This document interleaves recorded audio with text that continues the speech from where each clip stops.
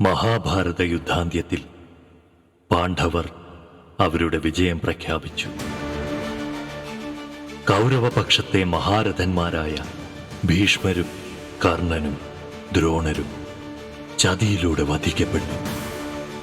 യുദ്ധനിയമങ്ങളാകെ കാറ്റിൽ പറത്തി ഭീമൻ ദുര്യോധനന്റെ തുട തല്ലി തകർത്തു.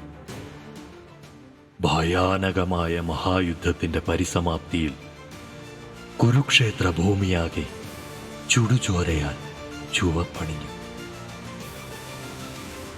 മരണക്കിടക്കയിൽ രക്തം വാർന്ന് പ്രാണവേദനയാൽ പുളയുന്ന പ്രിയമിത്രം ദുര്യോധനനെ കാണുവാൻ അവൻ വന്നു.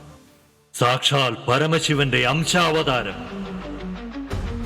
പിന്നീട് നടന്നത് സംഹാര ചരിത്രം. സംഹാരതാണ്ഡവം ഇത് സംഹാരതാണ്ഡവം.